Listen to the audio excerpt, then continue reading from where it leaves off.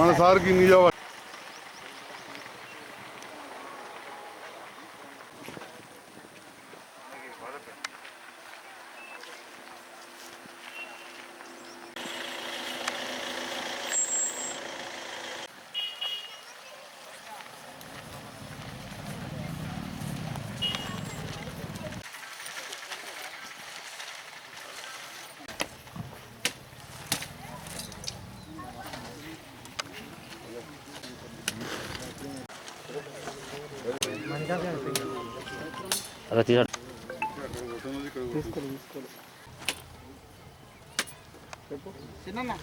చెప్తున్నాడు. రాయసరం అని అడుగుతాడంటే రాయసరం ఉన్నదనే ఐక్యపేషన్ తెప్పించింది. అది వాడుకుంటారు,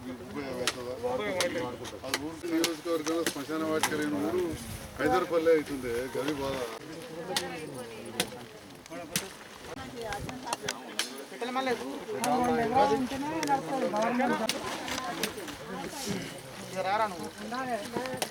ఉన్నదని సెంటర్ శాంక్షన్ చేయించాను. 3 ఏళ్ళైనా 4 ఏళ్ళైనా శాంక్షన్ చేయించిన సెంటర్.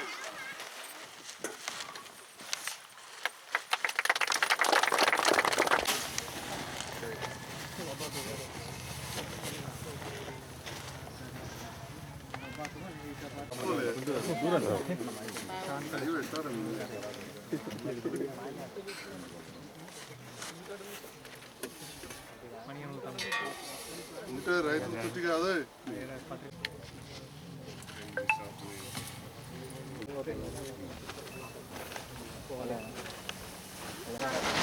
సంతోషం అనిపిస్తూ ఉంది. ఏ ఊరికి పోయినా కానీ ధాన్యము రాసులు కుప్పలు కుప్పలుగా రాసులుగా పోసుకుంటా ఉన్నాయి.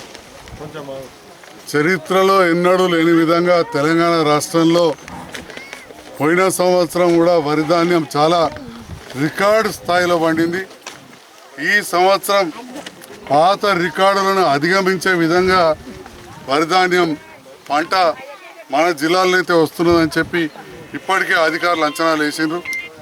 ఒకప్పుడు 1,00,000 మెట్రిక్ టన్నులు అయితే ఎక్కువైతుండే, అట్లాంటిది 1,00,000 నుండి 3 లక్షలకు పోయి ఈ సంవత్సరం 6 లక్షల నుంచి 7 లక్షల మెట్రిక్ టన్నుల వరకు కూడా ధాన్యం వస్తుందని చెప్పి అంచనాలు వేస్తున్నారు. అంటే ఏ స్థాయిలో ఇప్పుడు వరి ధాన్యం పండింది మన దగ్గర అంటే భారతదేశంలోనే నంబర్ 2 స్థానానికి పోయింది.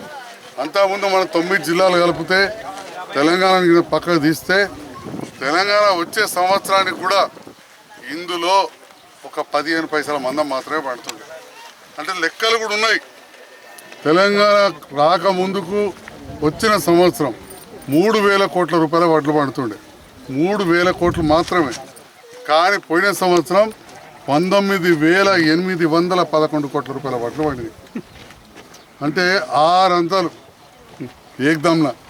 దానివల్ల మనం ఈ ధాన్యాన్ని ఎక్కడ నిల్వబెట్టుడు, ఏ రైస్ మిల్లో పట్టించుడు, ఇవన్నీ కూడా ఇబ్బందులేని. అయితే భయపడి మనం కూర్చుంటలేం.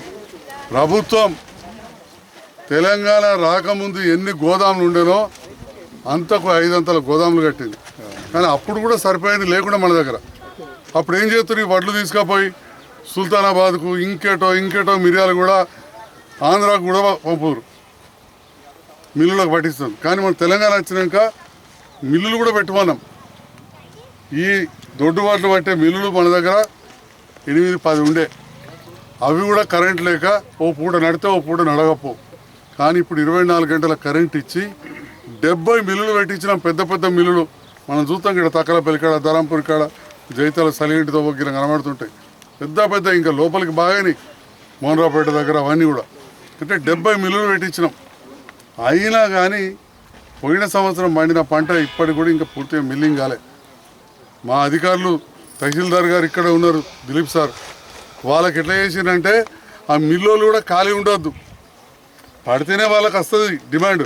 కానీ ఇక్కడ అశ్రద్ధ చేసుకుని జల్దీ బట్టి ఆ వడ్లు పోతే బియ్యం అయితే ఆ బియ్యం మనం రేషన్ బియ్యంకు పంపిస్తే అప్పుడు మళ్ళీ ఈ వడ్లకు అక్కడ జాగా దొరుకుతుంది అని చెప్పి ఒక్కొక్క రైస్ మిల్లుకు ఒక్కొక్క రెవెన్యూ అధికారిని కూడా పెట్టింది ఈ ప్రభుత్వం.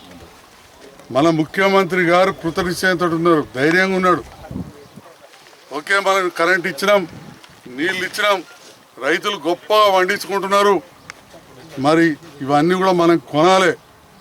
కొని దేశానికి అన్నం పెట్టే స్థాయికి పోవాలంటే ఇవాళ 2వ స్థానంకి వచ్చినాం. ఇక మనకంటే ఒక్క పంజాబ్ ఒకటే మీద ఉన్నది, దాన్ని కూడా దాడదామంటుండు సార్. మాకే కూడా భయం అవుతుంది. అందుకే రైతుల సహకారం కొద్దిగా ఉండాలి. మనకు కొద్ది రోజులు ఇబ్బంది అవుతాయి. ఎందుకంటే అంతకుముందు ఎన్నడూ కూడా అంత సోయి లేకపోయా. మనం కరెంట్ ఇస్తామా, నీళ్ళు ఇస్తామా, కాళేశ్వరం కడతామా, చెరువులు ఎట్లయితే బాలపల్లి కాడ కానీ పొరల కాడ కానీ చెరువులు కుంటలు అన్నీ మనం తవ్వుకొని లోతు చేసుకుంటేవి, తూములు పెట్టుకుంటేవి, మరి ఇవన్నీ చేసుకుంటేవి. 24 గంటల కరెంట్ ఇవ్వబడుతుంది.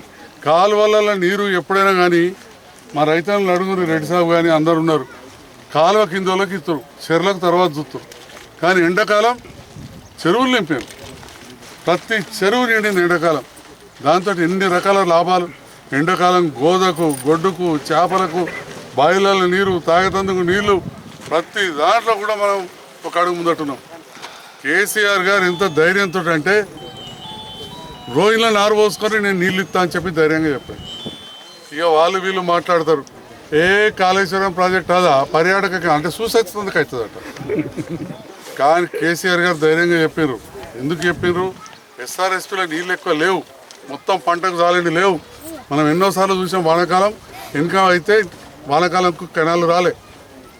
కానీ ధైర్యంగా చెప్పిండు. ఎందుకు ధైర్యం చెప్పిండు? నీళ్లు పడమటకెళ్ళి తూర్పు పోతాయి, గంగ గిటు మారుతుంది. కానీ దమ్మున్న ముఖ్యమంత్రి కొత్త టెక్నాలజీని ఉపయోగించి తూర్పుకెళ్ళి పడమటకి నీళ్లు మలిపాడు కేసీఆర్ సార్. తూర్పుకెళ్ళి పడమటికి వరద కాలువను సజీవంగా ఉంచారు. ఇప్పుడు ఒక్కసారి రాంపురం మద్దుట్ల ఆ పొంటి పోయి సుత్తు వెళ్తుంది. ముత్యంపేట కొండగట్టుకోగా చూడు తోవపొంటి ఎప్పుడు చూసినా నీళ్ళే. ఎండాకాలం ఎండిందా 4-5 ఏళ్ళకి ఒకసారి వరద వస్తే బుయ్య నచ్చు అటు కరీంనగర్ దిక్కు పోవు, మళ్ళీ ఎండిపోవు.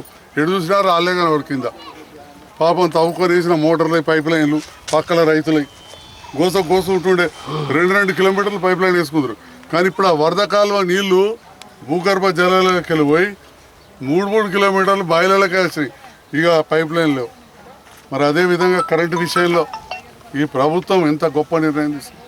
తెలంగాణలో ఉన్నన్ని బోర్లు, మోటార్లు ఎక్కడ లేవు. 30 లక్షల మోటార్లు, ప్రతి దానికి కూడా ఇవాళ కరెంటు బిల్లు మన ప్రభుత్వం కడుతుంది. 10,000 కోట్ల ఖర్చు పెడుతుంది. ఒక్కొక్క కరెంటు మోటార్ మీద 3,000 నుంచి 4,000 రూపాయల బిల్లు ప్రభుత్వం కడుతుంది ఒక్కొక్క రైతుకు. ఓ రైతుకు ఆడెకరం ఈడెకరం ఉంటే 2-3 మోటార్లు ఉంటే 10,000 రూపాయలు మళ్ళీ అట్లా కూడా వస్తుంది. అంటే ఈ రకంగా ఎన్నో చేస్తూ ఉంటే మన కేంద్ర ప్రభుత్వం కరెంటు మోటార్లకు మీటర్లు పెట్టాలని చెప్పి రూల్ మొదలు పెట్టారు. మళ్ళీ మీటర్లు పెట్టి మీరు ఎటువంటి ఫ్రీ ఇవ్వద్దు అంటే మరి రైతన్నలకి ఇవ్వకపోతే అన్నం పెట్టేటోటే రైతుకి ఇవ్వకపోతే వాళ్ళకి ఇస్తాం. ముఖ్యమంత్రి గారు నేను ఒప్పుకోనంటే ఒప్పుకోను. అదేవిధంగా మక్కల విషయం చాలా బాధపడుతుంది. ఇక ఇల్లు మాట్లాడతారు, మేమేమో చేసినాం ఇదేమో చేసినాం అని. మక్కల విషయం ఎంత అన్యాయం జరిగింది. మక్కలు మన దగ్గర బొచ్చడు పడతాయి. మనం పొద్దుగా లేస్తే వెనకటలు నడుగురు గదే మక్క కటక, మక్క గారెలు, మక్క అంకులు, మక్క అటుకులు ఏడు దొరికాయి. మక్క అటుకులు మన దగ్గర దొరుకుతాయి జైతాల కాడ. మా పాతింటి వెనుకనే ఉండే బట్టి పిల్లలకి వెళ్ళి మక్కలు తెప్పిస్తారే. మక్కలు వేరే దేశాలకు రావాలంటే అంతకుముందు ఏముండే, ఉదాహరణ పెద్ద వాళ్ళు తెస్తారు, నీసుంటాడు నాసుంటాడు దేడు. 100 కోట్ల రూపాయల మొక్కలు తెచ్చిండు అనుకో, ఓ పడవల 50 కోట్లు కట్టాలి ప్రభుత్వానికి ట్యాక్స్ ఎక్కువ. దాన్ని ఏం చేసిండు, 100 కోట్లకి 50 కోట్లు వద్దు, 15 కోట్లతో వస్తే కాదు నువ్వు తెచ్చుకో అన్నాడు. ఇక మనమేడ పోవాలి, గంగలవానా? మన నోట్లో మట్టి కొట్టారు. దాని గురించి ఎవరు మాట్లాడారు? మరి పువ్వుగుర్తుల గురించి మరి మేమేమైనా పట్టుకున్నామా? అధికార పార్టీ రోజు రోడ్డు మీద పోలేం. మీ అందరి దయతో నేను గెలిచిన, మీ అందరి ఆశీర్వాదంతో నేను గెలిచిన. నాకేం మామూలు ఓట్లు రాలే, అన్ని నోట్లు ఇస్తే వట్టి కూర్చోలే. అసెంబ్లీలో తీర్మానం చేసి గౌరవ ముఖ్యమంత్రి గారు ఏదైతే ఇది తప్పు, ఈ మార్కెటింగ్ విధానం ఏడుకెళ్ళి పడితే ఆడికెళ్ళి కొనుక్కరావచ్చు, ఏడబడితే ఆడు అమ్మచ్చు అనే మార్కెటింగ్ విధానం తప్పు అని చెప్పి ఏదైతే ఉన్నదో, అట్లనే ఈ కరెంటు విషయంలో మీరు ఎటువంటి చేస్తున్నారు, ఇది తప్పు అని చెప్పి ముఖ్యమంత్రి గారు తీర్మానం ప్రవేశపెడితే మేమందరం కూడా బల్లలు గుద్ది చేతులు లాబట్టి తీర్మానం ఆమోదింపజేసి దాన్ని ప్రధానమంత్రి గారి దగ్గర పంపించినామని చెప్పి ఇవాళ మీడియా ముఖంగా మీకు తెలియజేస్తా ఉన్నాం. అధికార పార్టీ కాబట్టి మాకొక సభ ఉంది, అత్యున్నతమైన సభ తెలంగాణ మన రాష్ట్రానికి శాసనసభ. అక్కడ చేసిన నిర్ణయం శిరోధార్యం అది చేసి పంపించిన వాళ్ళు అంటున్నారు. ఇంకో పార్టీ ఉంటుంది, ఇవి ఉంటాయి కదా 10 పార్టీలు. మేము రోడ్ల మీద పడి తిరుగుతున్నాం, మీ టీఆర్ఎస్ వాళ్ళు కుమ్ముక్కాయలు మాట్లాడతలేరు అంటారు. శాసనసభలో తీర్మానం చేసి పంపినాక ఇంకేం కావాలి? మరి మీరు అందరూ ఓడిపోతున్నారు, రోడ్ల మీద పడ్డారు. మరి మాకేమో ప్రజల ఆశీర్వాదంతో గెలిచినాం. ప్రజల అభిష్టం ఏదుందో, ప్రజలకు వ్యతిరేకంగా ఏవైతే కేంద్ర ప్రభుత్వం చట్టం తెచ్చిందో దానికి వ్యతిరేకంగా తీర్మానం చేసాం. వాస్తవానికి ఇక అన్న మార్కెట్ కమిటీ చైర్మన్ అన్నాడు, మార్కెట్లను కూడా బంద్ చేయమన్నారు. అసలు అవసరం లేదు, ఏదన్నా నమ్ముకో అంటే వెనకటి లెక్క మన శంకర వేసేటో భూపతానో ఇంకో అన్నట్టు విధానం తీసుకొచ్చారు. ఎవ్వరు ఎక్కడ ఉన్నా కానీ చట్ట విరుద్ధం లేదు. ఆ రకంగా తీసుకొచ్చడం సమంజసం కాదు. దానివల్ల మన రైతన్నులకు ఇబ్బంది అవుతుంది. అయినా కానీ మన ప్రభుత్వం తప్పకుండా ఎన్నంటి ఉంటుంది. కొన్నిసార్లు మద్దతు ధర మీద మాట్లాడుతున్నారు. ముఖ్యమంత్రి గారు కూడా మొన్న అన్నారు. మరి ఏం చేస్తాం? ఇప్పుడు వీళ్ళు చేసిన విధానం వల్ల వరంగల్ రైస్ మిల్ వాళ్ళు ఛత్తీస్గఢ్ పక్కకేనే ఆ ములుగులున్న రైస్ మిల్కు గంగ దాటితే ఇటు వచ్చాయి. అక్కడ 1200 1300 తెచ్చిపోయేవాటి. అడిదిక్కు నిజామాబాద్ అవతల మహారాష్ట్రనే, ఆదిలాబాద్ అవతల మహారాష్ట్రనే, గడిదిక్కు కర్ణాటకనే. ఉత్తరప్రదేశ్ బీహార్లకు వెళ్ళి బాజాప్తా రైల్లో తెచ్చుకోవచ్చు. వ్యాపారస్తుడు ఏముందా, ఏడ లాభం అవుతాయి కాడకుంటాడు, ఏడ లాభం అవుతాయి. అంతకుముందు లేకుండా ఇట్లా ఇప్పుడు బాజాప్తా తెచ్చుకోవచ్చు. చట్ట ప్రకారం ఎన్నన్నా నిల్వ పెట్టుకోవచ్చు. ఇక ఏదో అంటారు నిల్వ పెడితే కేసు పెడతా, అది నువ్వు ఎన్నడు పెట్టాలి, ఎన్నడు దొరకాలి, ఎన్నడు పెట్టాలి, ఎన్నడు దొరక మాకు తెలియదా? మా తమ్ముడు చెప్తున్నాడు ఉలిగడ్డ ధర సంగతి ఏమై ఎక్కడక్కడ దాసరి మార్కెటింగ్ ఎట్లనే చేసుకోవచ్చు అని. ఇక అని దొరకబట్టాలి, కేసులు పెట్టాలి. ఇక అది అదే కాక లిబరల్గా ఉంటే ముందే ఇష్టం వచ్చినట్టు మార్కెటింగ్ చేసుకోవద్దు. మునుపట్లాగానే మార్కెటింగ్ ప్రత్యేకమైన నియంత్రణ ఉండాలని ఉంటే ఇలా బ్రహ్మాండంగా ఉండే. ఇలా రాయకల్ వ్యవసాయ మార్కెట్లో ఏం మౌలిక వసతులు లేకుండా అక్కడ ఆఫీస్ రూమ్ కట్టినాం, ఒక 500 లారీల గోదాం కట్టినాం. ఇవాళ ఈ విధానం వల్ల ఏం చేయలేకపోతున్నాం, మార్కెట్కి ఆదాయం లేకుండా పోయింది. ఎవరైనా కొనొచ్చిన వరకు ఏడుకైనా పోతున్నారు. అయినా కానీ మన ప్రభుత్వం ఎన్నంటే అన్ని సెంటర్లు ఇస్తున్నది. మద్దతు ధరకు ఎన్ని వడ్లు వచ్చినా పోయిన సంవత్సరం కొన్నామో అదేవిధంగా కొంటా ఉన్నాం. మక్కలు పెట్టొద్దన్నారు, అయినా కానీ మన వాళ్ళు అంతర్ పంటగా అట్లా పెట్టిండ్రు కాబట్టి అయినా కానీ దానికి కూడా మద్దతు ధర ఇచ్చారు. కందులు ఎన్ని పెట్టినా కొంటామంటున్నాం. పత్తి ఎంతైనా పెట్టండి కొంటామంటున్నాం. మినుములు ఎన్నైనా పెట్టండి కొంటాం. పెసర్లు ఎన్నైనా పెట్టండి కొంటాం. ఇవన్నీ కూడా మన ప్రభుత్వం పర్చేజ్ చేస్తూ ఉంది. పొద్దుతిరుగుడు పువ్వు, నువ్వులు, ఇవన్నీ జొన్నలు ఇవన్నీ కూడా ప్రభుత్వం ఉంటుంది. ఇంత గొప్ప ప్రభుత్వం ఇవాళ రైతు రాజ్యం నడుస్తుందని చెప్పి మళ్ళీ తెలియజేస్తా ఉంది. ఇవాళ నడుస్తుంది ఏంటంటే అంటే రైతు రాజ్యం, అదేవిధంగా సంక్షేమ రాజ్యం. ఇంతటి కరువులో రోడ్లు కొద్దిగా కొత్తవి పడతలేవు, నాకు కూడా తెలుసు, బాగానే ఉన్నది. ఇప్పుడు ఒక రోడ్ వేసి వచ్చినాం మన బాలేపల్లికి ఎప్పటికెళ్ళి అనుకుంటారు ఆ రోడ్డు కనవాజిపేట రోడ్డు పోవాలంటే. ఇవాళ 46 లక్షలు శాంక్షన్ చేస్తాం, కానీ ఇంకా చాలా రావాల్సి ఉంది. అట్లా ఇంకెన్నో మౌలిక వసతులు పెంచుకోవాల్సి ఉంది. కానీ ఎన్నున్నా పక్కకు పెట్టి అన్నం పెట్టే రైతన్న బాధపడద్దు. ఎద్దేడిసినా వ్యవసాయం మంచిగా ఉండదు, రైతు ఎడితే రాజ్యం మంచిగా ఉండదు. రైతు సంతోషంగా ఉండాలని చెప్పి మన ముఖ్యమంత్రి గారు రైతు సంక్షేమం కోసం ప్రతి దాంట్లో కూడా వేరే దాంట్లో రాజీ పడినా కానీ దీంట్లో ఎక్కడ కూడా రాజీ పడతలేరు.